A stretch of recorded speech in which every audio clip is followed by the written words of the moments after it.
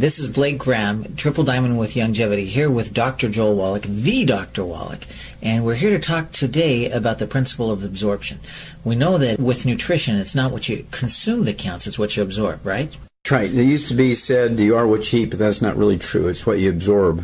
You are what you absorb. And I know that's one of the things that makes your supplements really stand out is because they're so easy for the body to absorb. But let's talk first about how absorption works in the body. Tell us about kind of the gastrointestinal system, how it is that our body's supposed to break down food. Okay, well, digestion actually starts in the mouth. Most people don't realize it, but digestion starts in the mouth two ways. One, mechanical, grinding and breaking up and chewing is very important, getting pieces smaller and smaller and smaller.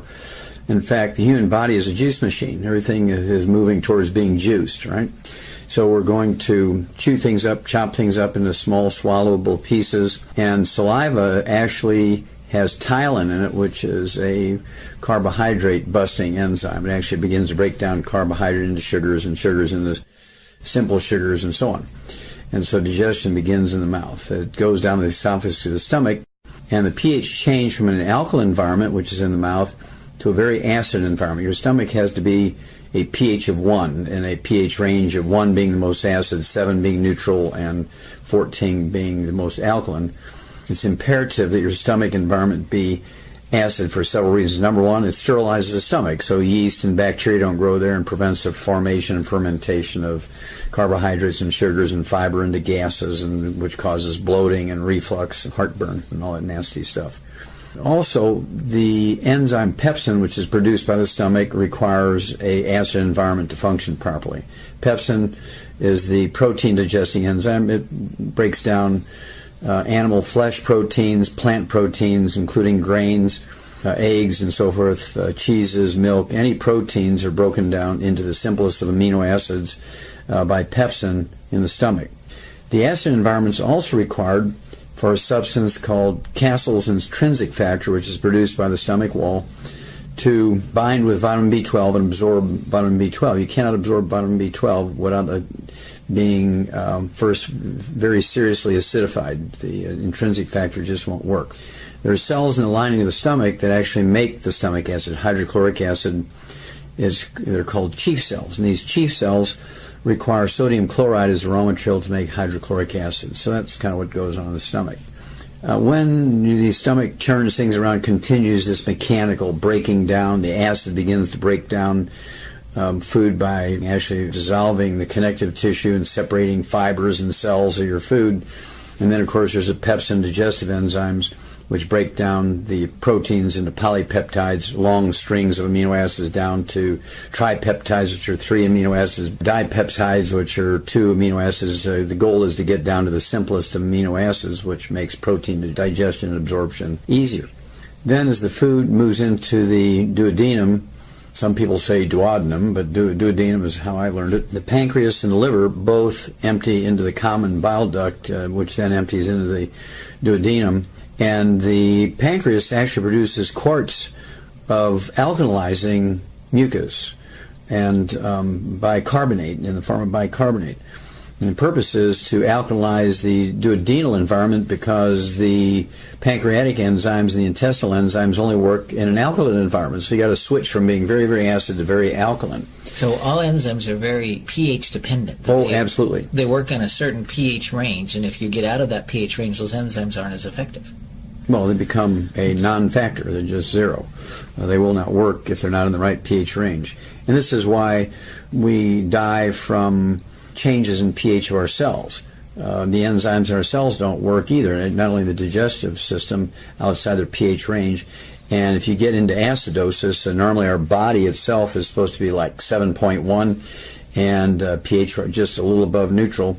And you get to be 7.3, you're in what's called alkalosis. You're in the hospital dying because all your enzymes in your cells stop. That's too high of a pH.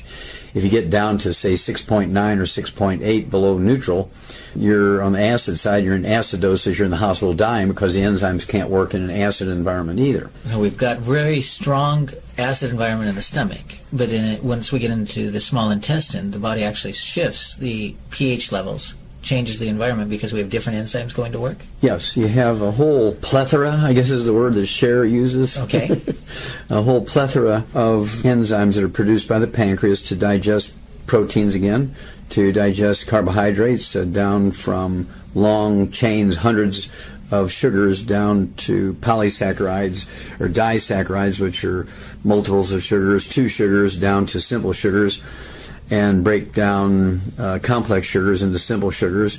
It also has lipases, all the enzymes that are produced by the pancreas end in the suffix ase, A-S-E, and so if there's a peptase, you know that's a pancreatic enzyme. Like lactase we hear about for breaking down lactose. Exactly. So all the ACE means they're pancreatic enzymes that are digesting long chains of things down to their simplest components for absorption down the pike. And once we break them down, then we still have to absorb them. That's correct. How does that work in the intestine? Well, I got one more piece going on here, and that is the bile coming down the bile duct, which is produced by the liver, the largest gland in the body, is designed to do two things. Number one, homogenize fats, take them from big, large molecules of fat down to little droplets in a very uniform fashion, purpose of which is to absorb fats. So when the fats are attached to bile salts, you absorb these fats easier. You go from large fats down to fatty acids, okay, or triglycerides, which is a 3-carbon glycerol with 3 long chains of fat on it. Triglycerides, that's where that comes from. And so the bile breaks all that down into the simplest of fats called fatty acids. Then the bile also helps you absorb fat-soluble vitamins, A, D, E, and K. Also, the bile from the liver helps you absorb cholesterol, the good fats, very important to everything from your cell walls to your brain to nerve insulation and storage of energy and so on.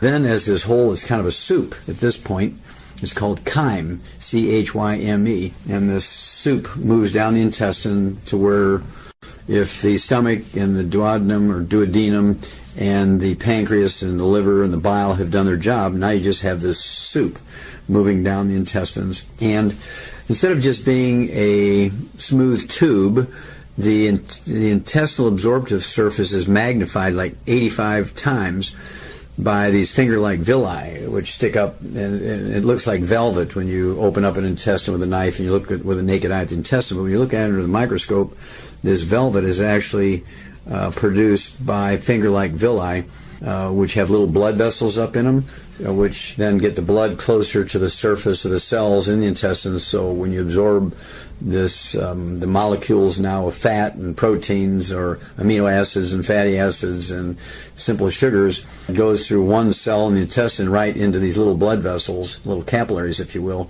then into the bloodstream, which then goes up the hepatic vein in through the liver for the most part. And the liver pulls out what it wants and then distributes everything else.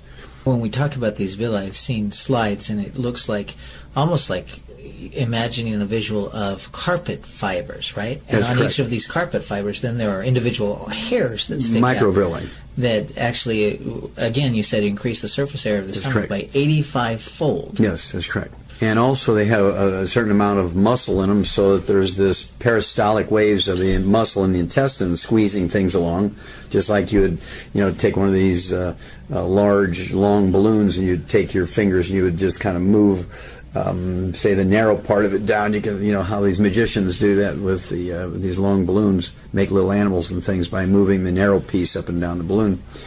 With their hands. Well, the muscles in the stomach do that, the muscles in the intestinal walls do that, and the muscles in these little villi do that. Additionally, there's a wave-like motion. In addition to this large muscular motion, there's also this wave-like motion of these villi that move things along. And also it opens up the space between the villi so more stuff, more of this chyme can get down in between them and be exposed to the surface area. Now, is that why when people have inflammation, it really decreases the absorption area? They get inflamed and food can't get down between there? And that is correct. That's one of the things that happens when you have inflammation for any reason, whether you have an infection like salmonella, you get a salmonella infection, or you get food poisoning and everything comes out the other end because you can't absorb it. These little villi swell, as you can imagine. Right. They swell, and it closes off that space in between them, as you point out. And even the tips of them get all inflamed and swollen, and so they cannot perform their function, or absorption is reduced to almost zero at that point. Now, what's the role of the good bacteria in our intestinal tract? What does that do for our bodies? Well, the good bacteria, 99.9% of them are in the colon. They're not in the stomach, which is sterile if you have the right amount of acid. They're not found in the small intestine if you have the right amount of alkali. And so the good bacteria kind of survive. I mean, let's say you swallow 1 million probiotics, maybe only 20,000 get through your stomach because the acid kills them all. Right. Okay? Then out of the 20,000 gets into your small intestines, maybe another 10,000 die because of the alkaline environment. So that maybe only 10,000 make it to your colon. But when they get there, that's the perfect environment for them, pH-wise, oxygen-wise, and so forth. And they begin to flourish and reproduce themselves, and 10,000 will become billions.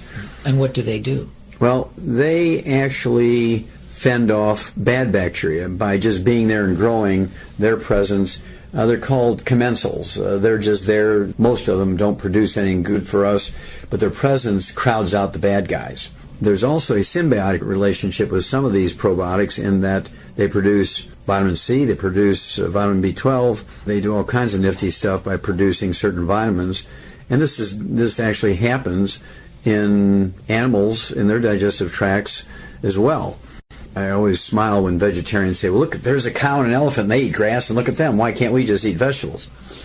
Well, when you look at a cow or a deer or an antelope, these are four-stomach animals, moose and yaks and very large four-stomached animals. Well, there's probably a reason why they have four stomachs. Well, if you think about it, if you look around the world, what is the most, other than rodents, what is the most common vertebrate you see other than human beings around the earth? Four-stomached animals. Every continent has four-stomached animals. Whereas elephants are in a very micro-environment, right? Lions and tigers are in micro-environments. Monkeys are in micro-environments. But these four-stomach animals, ruminants as they're called, are found in every environment of the world. There's actually musk ox up above the Arctic Circle, and you have all these hundreds of different antelopes in Africa, and you got many species of deer and moose and wild sheep and goats in North America. Cattle. There's wild cattle all over the place, especially in Asia, and they've been domesticated, and wild goats and wild sheep. And so these things are very universal because they're able to digest things that nothing else can digest. They can take grass, which is essentially useless to all animals, but what they do is there's four stomachs, and the first two are kind of mechanically breaking things down, but the third stomach is called the rumen, and in a cow, it contains 40 gallons of fluid, and it's a big fermentative vat. It's kind of like making beer in there, right? And remember, I said that our whole digestive system is a juice machine, making things into juice. Well, a cow has this big 40-gallon rumen, R-U-M-E-N, fermentative vat is full of bacteria and yeast and fungus and viruses and protozoa. Now, what's the difference between a protozoa and a bacteria? Well, bacteria are plants. Protozoan are animals, and they have little villi, like little oars in a boat, and they move around with these little villi, and they consciously move from here to there, and they have pumps that move things around. They're little animals. And so it's this big vat that's breaking down the grass so that the cow can access the nutrients in it. That's correct, and that's a simplistic way of putting it. It's more complex than that, in that the enzymes produced by the bacteria and the fungus and the yeast break down the grass, which is cellulose primarily, like heavy fiber, and it breaks it down into carbohydrates and complex sugars and then simple sugars. Well, then other bacteria take those simple sugars and ferment them and add nitrogen to them and turn them into amino acids. What happens now, here's these paramecium, these protozoa, which are animals, not bacteria, not plants. And so now these protozoa, these little animals, can actually take these amino acids and turn them into protein for themselves. Okay. Then they also can take inorganic minerals and convert them, the bacteria turn them into chelated minerals, which are inorganic minerals they're combined with the amino acids, right? Now these little protozoa can use them, minerals for themselves, and then the cow eats the little animal. Right. Goes into the fourth stomach. So in the end, the cow is a carnivore. The cow is eating little animals in the fourth stomach called an abomasum. So the cow is eating grass to feed the little animals. Yes, now you got it. All right. And that's why the theory of vegetarians is incorrect. Okay. Because we cannot survive eating vegetables. Okay. So cows and all ruminants, whether they're a giraffe or a wild cow or sheep or goat or deer or a moose or a yak or muskox or any of these four-stomached animals, the common thing is, you hit it exactly right, they're eating this grass to feed the little animals, which they then eat. Wow. And we know from your Dead Doctors Don't Lie audio cassette that having those chelated minerals are so important, because inorganic minerals we just don't absorb. Exactly. Inorganic minerals, even for animals, they eat clay and all that kind of stuff, again, to feed these little animals within inside of them. And inorganic minerals are only usable 3 to 5%, 3 to 10%. And the four-stomach animals do a little better job than the single-stomach animals like monkeys and horses and things like that. And you and I, of course.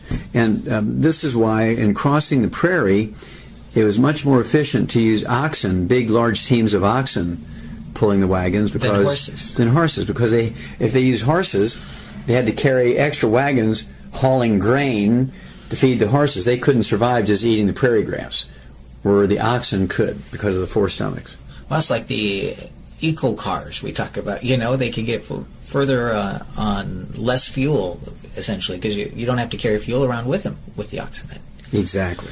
So in the human digestive tract then, since we don't have the four stomachs, we obviously have to have food that's from various sources, because we can't break down the grass. But when we get to the colon with the good bacteria there, is there anything else that we need to know about what that good bacteria does? And I'd like you to mention a little bit about the appendix, because most of us have been taught that the appendix is just, something in there that we don't know what it's good for. Maybe the good Lord put it in there so surgeons would have something to take out, right?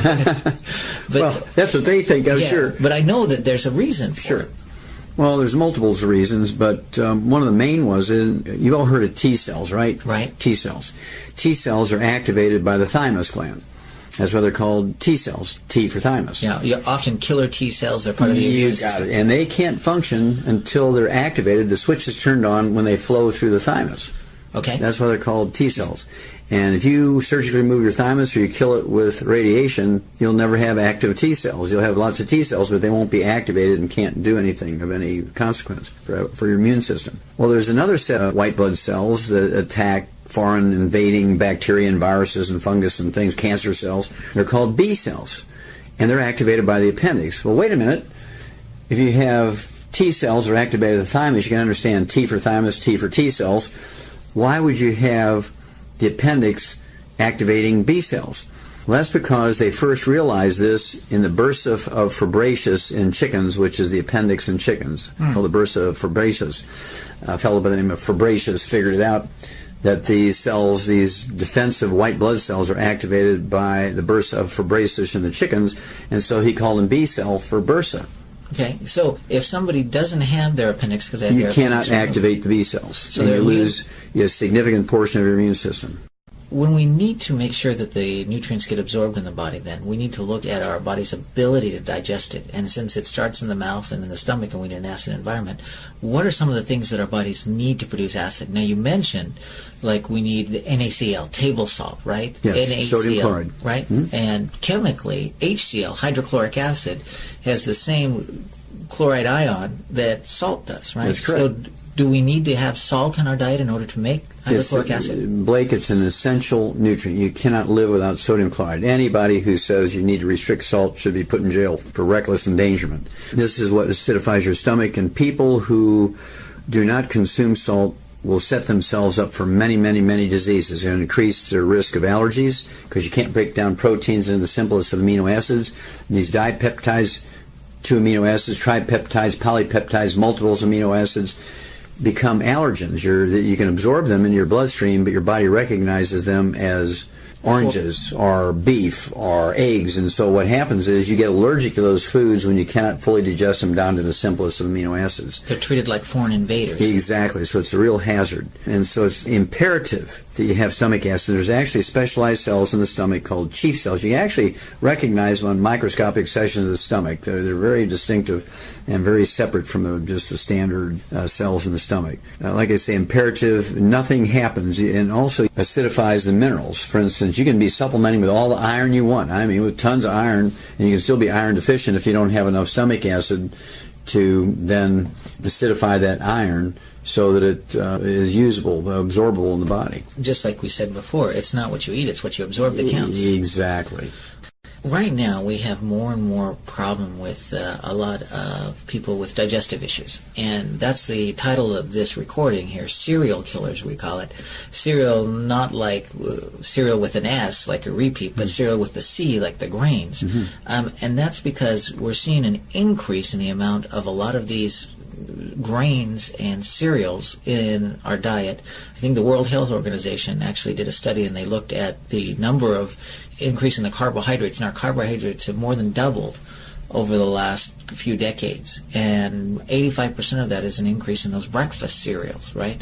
And so when we're getting more and more cereals and more grains in the body, especially we talk about wheat, barley, rye, and oats, and I know there are some people that talk about hybridization. You know, I know in farming technique, you're an expert in agriculture as well.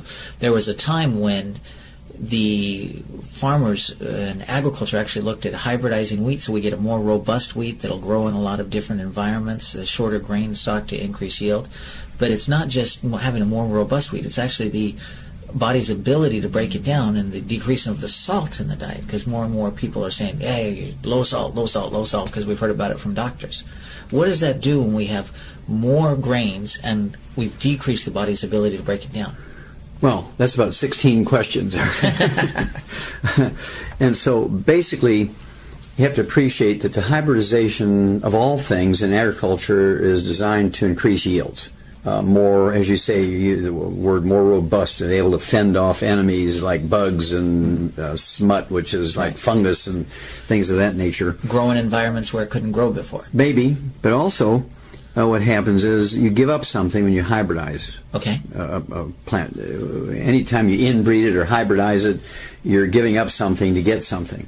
In the case of better defenses to fend off, again, yeast and bacteria and fungus and viruses that attack the plants, so you don't have to use pesticides. You're able to grow them in a more organic sort of way. You're avoiding more chemicals so it's not intended to be a bad thing to hybridize them, because if you build a plant that can fend off bugs and bacteria and viruses without the use of chemicals, that's very good. Right. Unfortunately, there's always unintended consequences. One of the unintended consequences of hybridizing wheat, for instance, is the reduction in protein. Back at the turn of the 20th century, depending on the strain of wheat, the species of wheat, you had anywhere from 13 to 17% protein. Well, today it's about 3% protein. So the amount of protein goes way down by hybridizing grains to fend off parasites and bugs and so forth. And as a result, it's almost all carbohydrates now and very little in the way of protein. And so this is why in the livestock industry we had to come along with soybeans to add to animal feed to raise the protein levels, because grains, greater yields in terms of tons and bushels per acre, doesn't have enough protein for them. And so we had to add the soybeans to bring the protein level up to satisfy the need for raising livestock, either for reproduction or fattening in the feedlot for steaks and chops and so on. So the increase in carbohydrates, could that be an increase in like cellulose? It is partially an increase in cellulose. And cellulose is what makes a carrot pop when you break it and you bend it. Cellulose is what makes a stalk of celery stand up straight. Okay? And isn't cellulose pretty hard to break down? Well, it is. And this is where all these little bacteria and yeast and things in the cow's rumen, that's actually the third stomach, does that. They have little enzyme systems that break down that cellulose called cellulase. Okay. Human beings don't have cellulase. And so we don't do a very good job. We don't have that big third stomach with 40 gallons of all these bacteria and yeast fermenting the stuff with cellulase breaking down that cellulose, right? So what happens when it's not broken down? What does that do to the villi? Well, that alone won't do much to the villi, but it can give you a soft stool, or, a lot of people use fiber as another term for cellulose, fiber. And they use that to have a bowel movement. It makes the transition time, the movement time from the mouth to coming out in the bowel movement in the toilet, shorter. Okay, and this is what helps people that are constipated, is that's cellulose. That's what fiber is cellulose. Okay, right. And so it can be medicinally useful as long as it's a neutral type of cellulose. If it comes from foods that cause intolerances, not allergies necessarily, but intolerances that can create more problems and other unintended consequences. Well, explain to us what you mean by intolerance, because this is, I think, a new term for most people. When most people think of food allergies, but we're talking about something that's not a blood allergy, an allergic reaction that happens when undigested particles get in the blood. It's something different. You often call it like a contact allergy. Yeah, sure, exactly. You've hit the nail on the head there, Blake. The typical allergies, whether you're inhaling them, like dust and pollens and things, they get into your bloodstream through your lungs. And these large protein pollens, and pollens are essentially the sperm of plants, is what they are. Pollen is the sperm of plants. Okay. And it travels through the air to fertilize the eggs. The flower is sitting there waiting, and that's why bees go from flower to flower, taking the sperm from one flower into the ovary of the other flower. That's how that works. And the pollen is a very high protein thing, and we actually have some great pollen products. Pollen burst, right? Right. It has flower pollen, not bee pollen, and as a result is less allergenic than bee pollen, because bee pollen has bee spit and bee pee that becomes a sensitizing factor in its own right. As these relatively large biochemical protein or polypeptide products get in your blood, it sets up an immune reaction, and your body recognizes these proteins as being eggs and cabbage and beef and fish and shrimp, so you become allergic to them. You set up allergies to them because your body's trying to protect you from this foreign invader, perceived as a foreign invader. And that's because... Well, it's a protein, and you're not supposed to be able to absorb whole proteins. Okay. We're supposed to absorb only simple amino acids. Otherwise, they set up these allergies.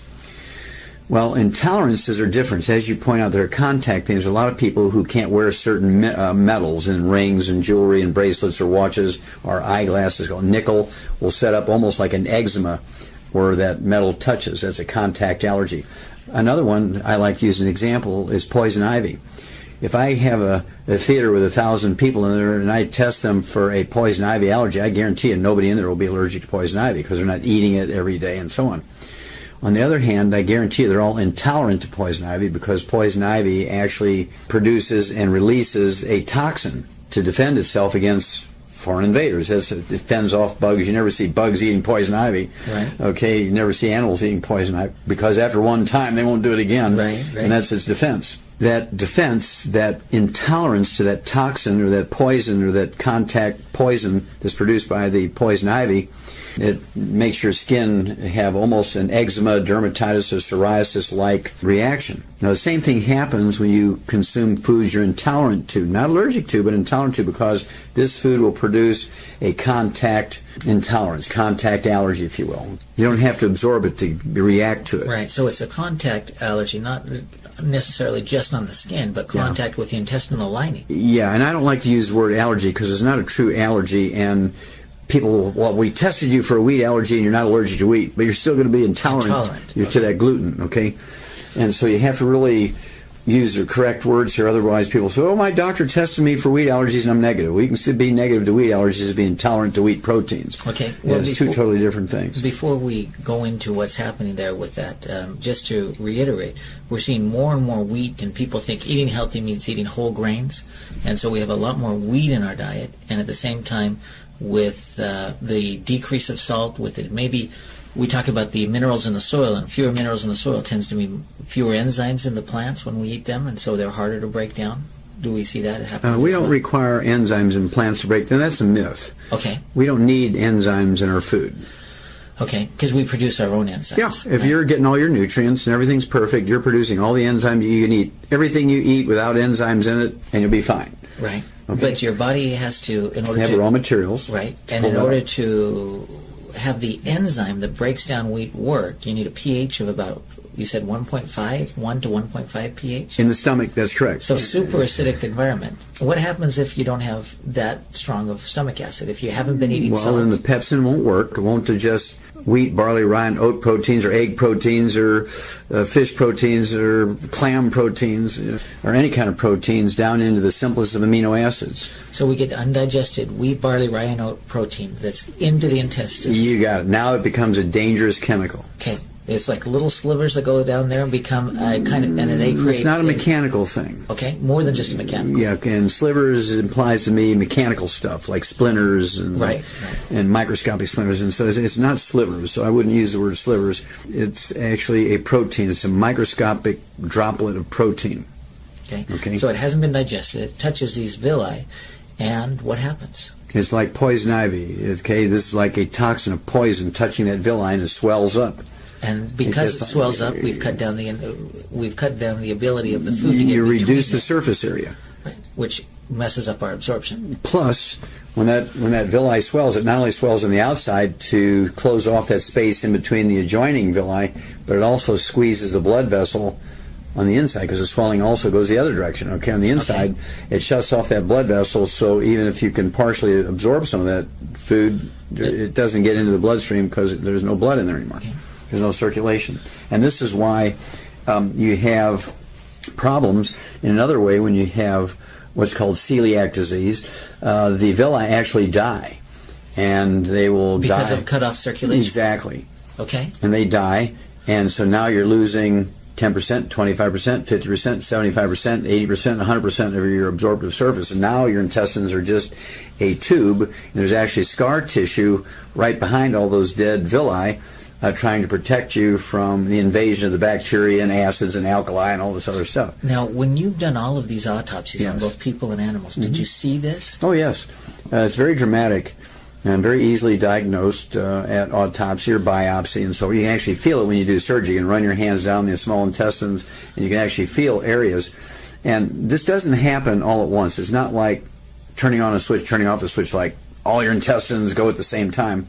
A small baby, when they're born, if the baby is sensitized to gluten, the mother's eating wheat and she can't digest them properly, and she has asthma, and she's got things like eczema and other symptoms of celiac disease or irritable bowel syndrome or inflammatory bowel disease, ulcerative colitis or Crohn's disease. These undigested wheat proteins, barley, rye, and oat proteins called glutens, it's a gluten category, will come through the stomach down into the intestine.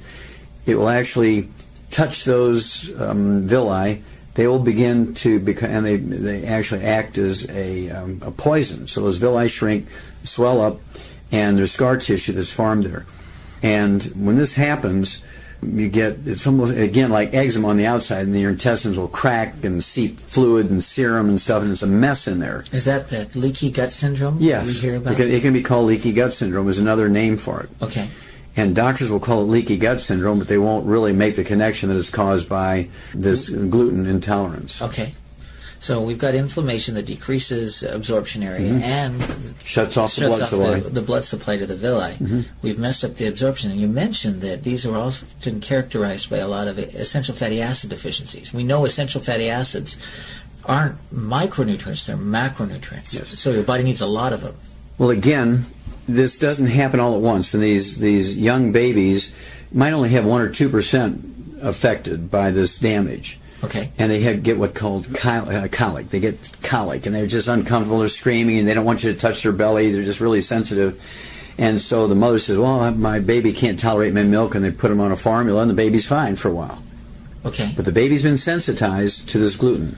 Now the baby now has a gluten intolerance. So it was undigested wheat, undigested gluten. Undigested wheat, barley, rye, or oat proteins coming through the breast milk that sensitized the baby. Okay, so now the baby's sensitized to it. Yes. It goes on formula. It does fine. It does fine. But then it grows up, starts to eat cereal, breakfast cereal. It starts to eat solid food, is weaned off the formula onto solid foods, and now it goes through the same process again because it's been sensitized, and your intestine has a memory, and it says, oh, there's that gluten stuff, and it reacts, and the villi shrink, and the blood supply shut off, and you go through the whole thing again.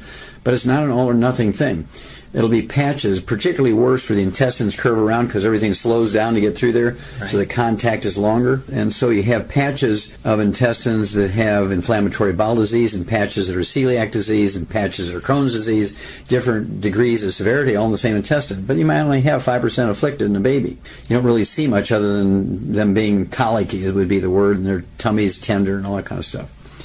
And then the baby, say, gets to 5 years of age, and the baby's got rashes, and they develop asthma, and they cannot absorb things at this point when you have, say, 20%, 25% of your intestines afflicted, particularly cholesterol and particularly omega-3 essential fatty acids, because these are large, complex molecules, and they can't get through this damaged intestine. Do you mind just mentioning briefly here, I know we do it on other recordings, about cholesterol, because a lot of people don't understand that cholesterol is an essential nutrient. Yes, cholesterol, sure, Blake. Cholesterol is an essential nutrient. It makes up a significant portion of the cell wall of each cell. It makes up 95% of the steroid hormones in your body, from your adrenal gland, from testosterone, estrogen, progesterone. It's also necessary as a raw material for myelin, the fatty insulation material in the brain and some of the peripheral nerves. And this myelin in the brain makes up 75% of your brain weight, and it's almost 100% cholesterol.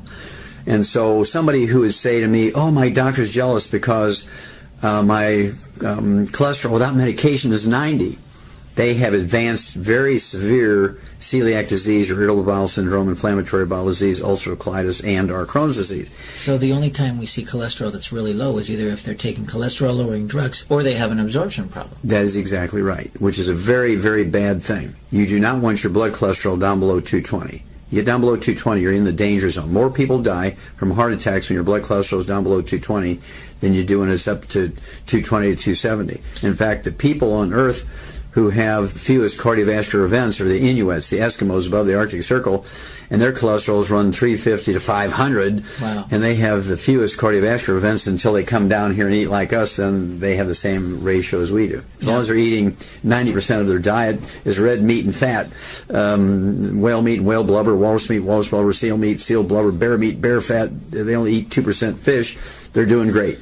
Yeah. But they come down, they get a lot of grains, they develop absorption problems. And they're stir frying and frying, right, and they get exactly. They fry stuff, and they clog their arteries because of the inflammation caused by the bad fats contacting the artery walls, and they get arteriosclerosis. Now, for the people listening to this recording, I know one of the things that we often talk about as a sign to how you can tell if you have a cholesterol or an essential fatty acid deficiency is if you ever go in a room to get something, and you get to that room and you can't remember what it is you went to get, that could be a sign. That could be a sign. You can also get cracks in your heels. You can have dry skin. You can have eczema. You can have cracked cuticles. You can have hangnails.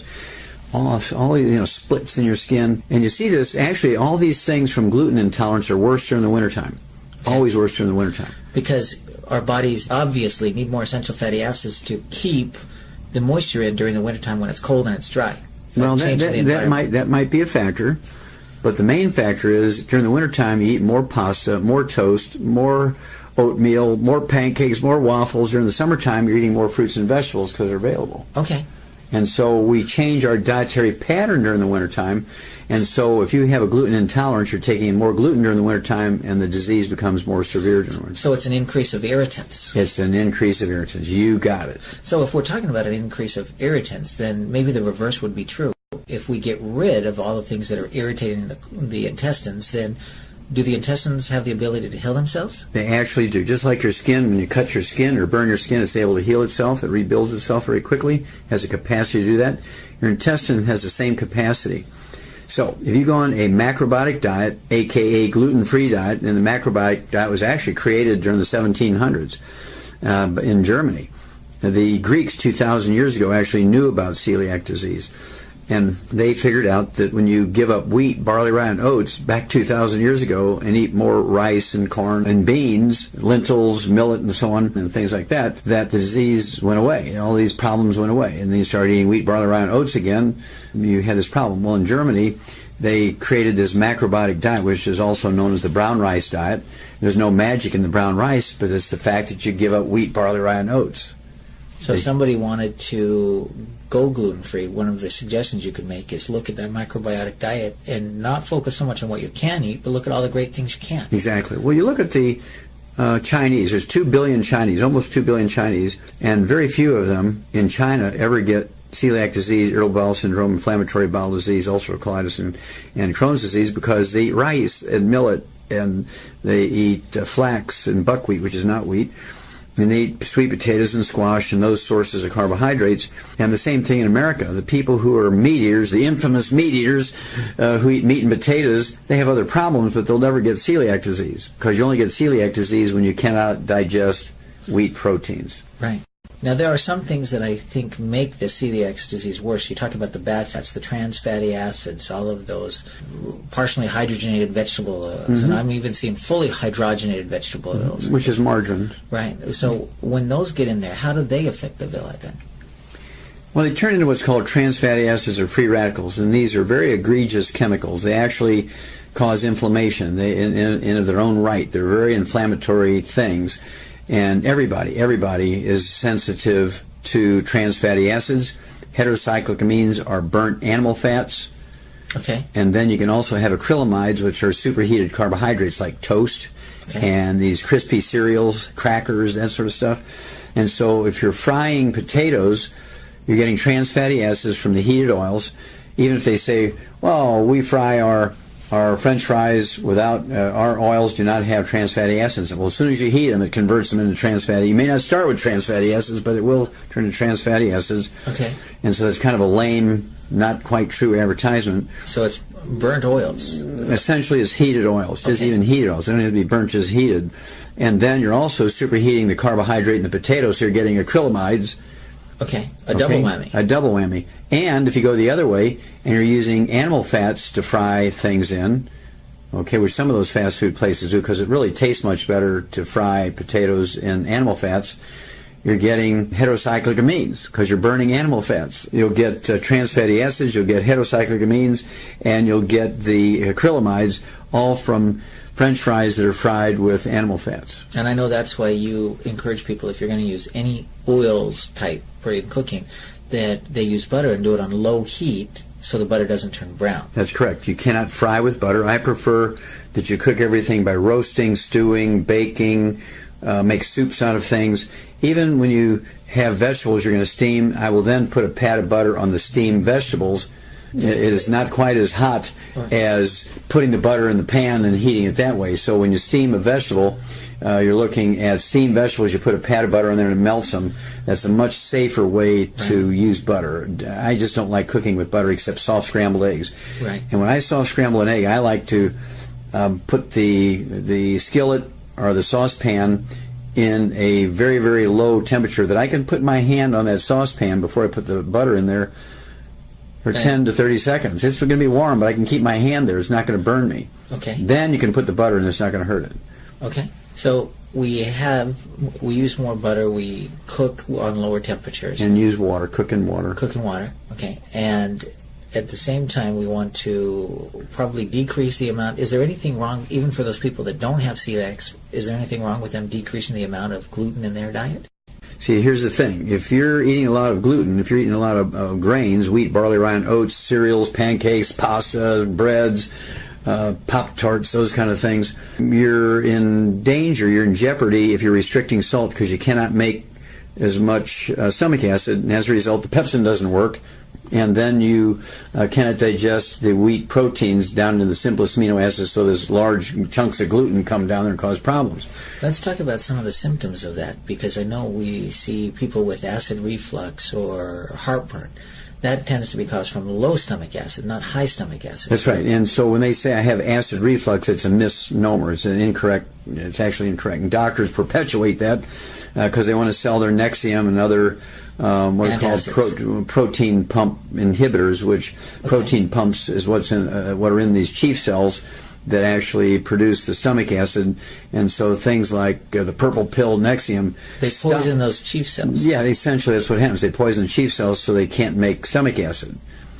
Okay, then initially you're going to feel pretty good, but 6 months down the line you're going to wind up with all these deficiency diseases you never had before, because even if you were supplementing with those nutrients, you cannot absorb them because you haven't acidified your stomach. And without an acid environment in your stomach, you get bacteria that lives down there and grows, and you eat and it eats, and it burps and kicks the... Produces gas. When it ferments the carbohydrates and sugars, it produces gas, which causes bloating, burping, belching, heartburn, and all that kind of stuff. Yeah, and that's what causes, like you said, the heartburn. It That's even weak stomach acid in the esophagus probably is pretty uncomfortable.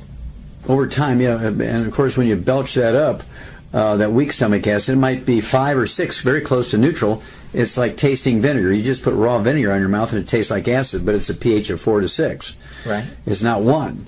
And so that's where people get the idea that it's acid reflux, and it's really not. It's not acid enough, and so things are able to grow in there and ferment carbohydrates. So if somebody has had acid reflux, it's again a misnomer, but if they've had heartburn, if they've had those things, if they've been using carbonated beverages or had salt-restricted diets, or even using these alkaline waters improperly, using them during meals, drinking carbonated drinks during meals. So if they've been doing that, the chances are pretty high that they've had undigested gluten proteins in their intestines and they've developed an intolerance. That's right. And they cannot absorb minerals properly. They cannot absorb B12 because that Castle's intrinsic factor only works in an acid environment. So there's many, many bad things that happen over time if you don't have a stomach pH of 1. Now, I know you look at people with essential fatty acid deficiencies, with eczema or asthma, and you've seen pictures of my own nephew in Japan. And what happened with him when he was young, and they put the steroid creams to try to deal with the eczema, get him on the essential nutrients, more essential fatty acids, get the mother off the wheat, and things change. But what are some of the other symptoms? I know that you talk about people with multiple diseases that are very different diseases, like a calcium deficiency is the same time as they have a copper deficiency is the same time they have other things. That can be a sign of an absorption problem. Absolutely. And of course you see this in a hair analysis. When you look at a hair analysis, which can look at, they say, 30 to 50 different mineral levels in your hair, if they're all below normal, you know you have an absorption problem because that's not a natural thing. Some of them are going to be in the right in the middle of where you should be. Some are going to be a little high, some are a little low, some are in low normal, some are in high normal. And so, it should look like a stock market chart. But if everything's below normal, if you just kind of like a flat line, that means you're not absorbing. Okay. So you can actually use a hair analysis as a non-invasive, very economical test. Now, other things we see is we talk about if you've got a lot of bad bacteria in your colon, you get a lot of smelly gas. You can have sulfurous gas because they produce sulfur dioxide, and also the bad bacteria produce waste products. They pee and poop, and it's called bacterial toxins. And this is where you get food poisoning. If you have, for instance, a staphylococcus food poisoning, it produces a toxin that's very, very quickly, you'll be on your hands and knees throwing up and having diarrhea. You'll be a mess, headaches, and just really feel bad, and it can wind up killing you. And you can get that within hours after you consume staphylococcus poison, food poisoning. On the other hand, salmonella food poisoning usually takes 12 to 24 hours after you consume salmonella bacteria for them to produce enough toxin to cause food poisoning. And so you can tell without even doing the culture whether it's a staph or a salmonella based on the timeline. The timeline when you eat something and when the food poisoning occurs.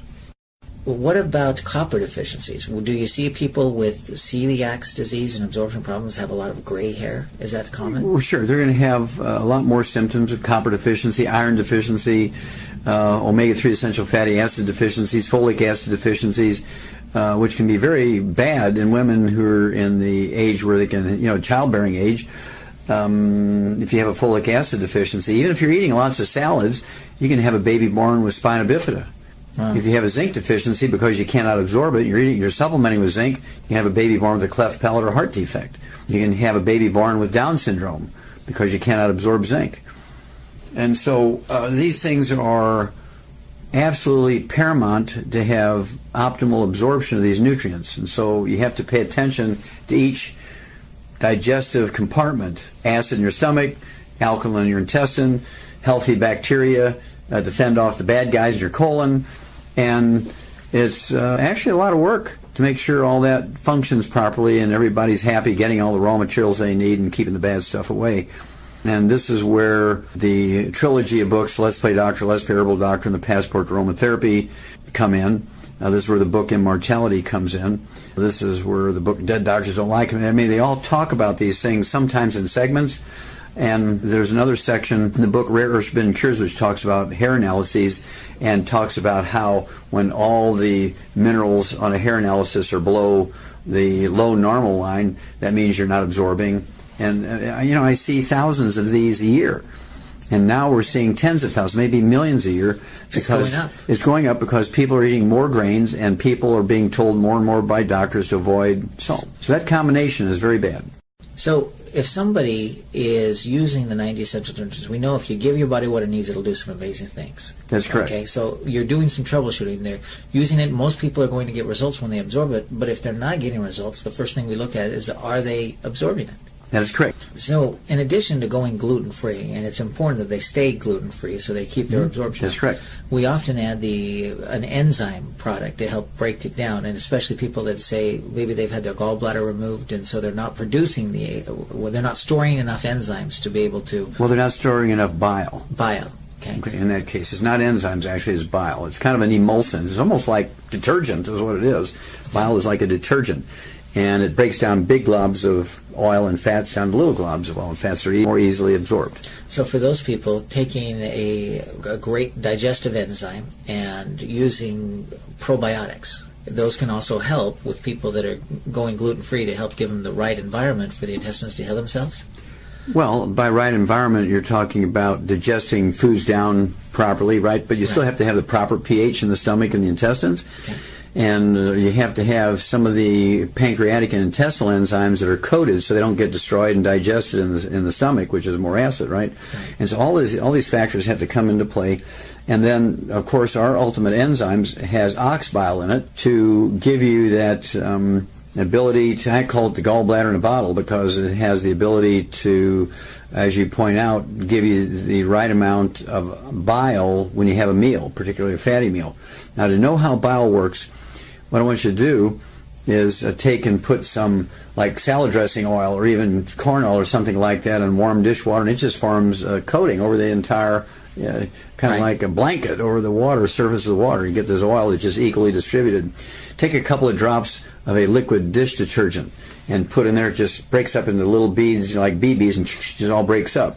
And that's what bile does to the fats in your diet. So how many enzymes and how often should a person take them?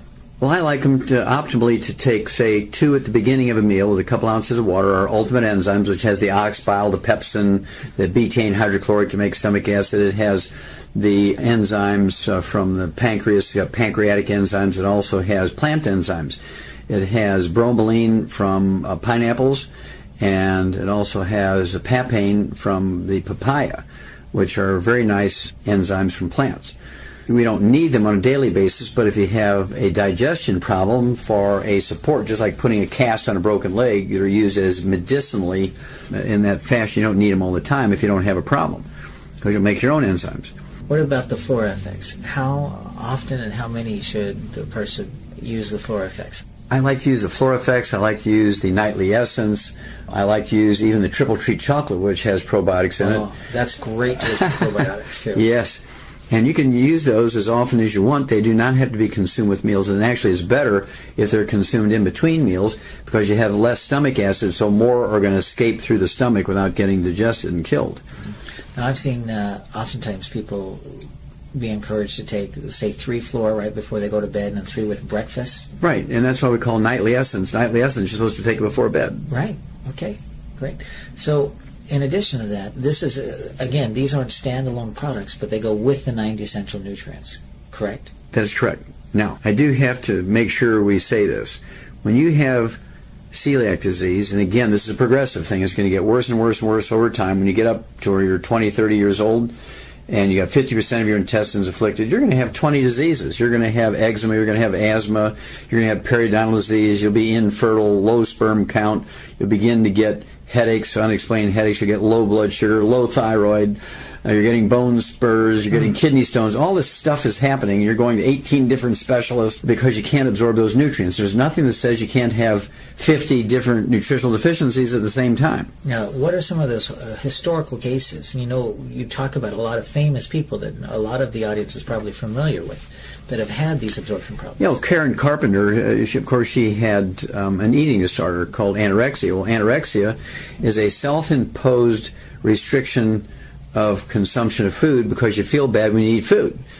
And almost always is because they have celiac disease and they feel really, really bad when they eat wheat, barley, rye, and oats. And so they just give up eating and they keep going downhill. And they feel pretty good when they're fasting or eating lettuce, and then they start eating breads and whole grains again because they know it's healthy, quote unquote.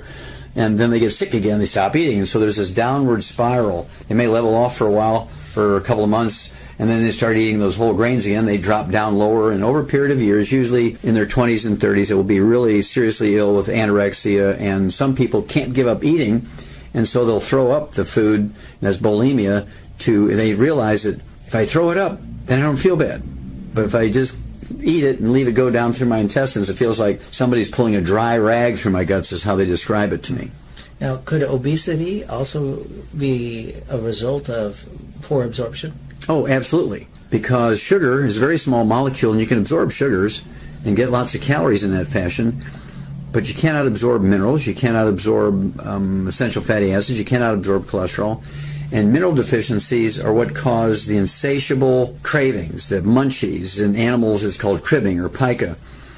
And as soon as you're taking in enough minerals that you can absorb, all those cravings and munchies go away and you lose the weight. Yes. And the portion control becomes easy to accomplish. But you have to give up the gluten for your intestines to heal to then be able to absorb the minerals.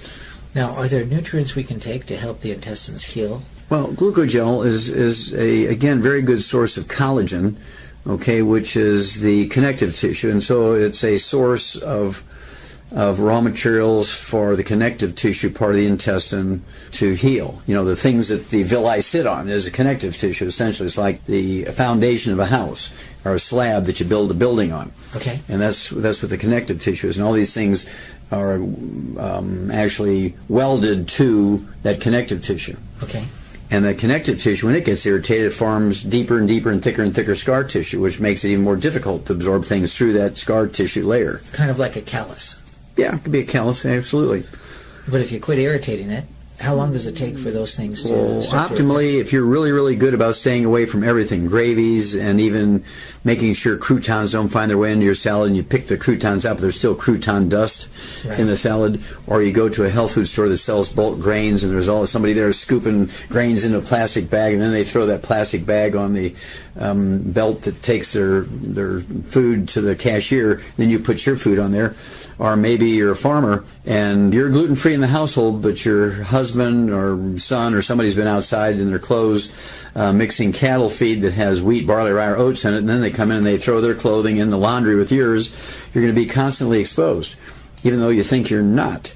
And so it's very, very important to, you got to be really gluten-free to get maximum benefit. But under optimal conditions, you're avoiding everything that has gluten in it. It's going to take anywhere from 60 to 90 days to see recognizable benefit, and it might take anywhere from 6 months to a year to get perfect 100% healing. Okay. Would taking extra essential fatty acids, would that help speed that process of reloading? No. But what it does do is make sure you're absorbing more of them. It's just a matter of concentration. The more you're throwing at it, the more you get through. And so it can actually increase your risk of stroke, because the essential fatty acids, one of the things it does is prevent abnormal blood clotting, which results in strokes, deep vein thrombosis, pulmonary embolism, coronary thrombosis, thrombotic stroke. And so if you can't absorb omega-3s, it increases the risk of stroke. It increases the risk of stroke. So this is why people die from celiac disease. And that's one of the things I know with the risk of stroke and heart disease, that you actually fought with the FDA, so we can say that increasing your omega-3 essential fatty acids decreases the risk of heart disease. You got it. Well, is there anything else that people need to know? The basics are be on the 90 essential nutrients. If you have digestive issues, stay away from gluten. Yes. Adding some enzymes and flora can be good. Anything else? Yes, I would wean kids off of, and you hear grandmothers will tell you, well, don't give your kids wheat until they're a year old, right? You hear that kind of stuff. That's because their little digestive tracts aren't prepared for those kinds of things. But if I had my way, nobody under 10 years old would eat grains. Okay, so no, instead of pancakes or breakfast cereals, we'd have more or eggs. Toast, or pasta, or crackers and croutons and hamburger buns and hot dog buns and muffins and cake and cookies and all that kind of stuff. I would have them only eat like an Oriental. They're going to be eating sweet potatoes and rice and millet and flax. More vegetables. More vegetables. Eggs for breakfast. Nuts. Nuts for a snack. Great fats, healthy fats. Very little carbohydrates except for peanuts. I don't like peanuts because they have two bad things. One is a lot of carbohydrate. They also have a poison in them called aflatoxin, which causes liver cancer and liver cirrhosis and can cause sudden death if you get a big enough concentration of aflatoxin, which is a byproduct of an infestation of a fungus in stored peanuts called aspergillus, essentially bread mold.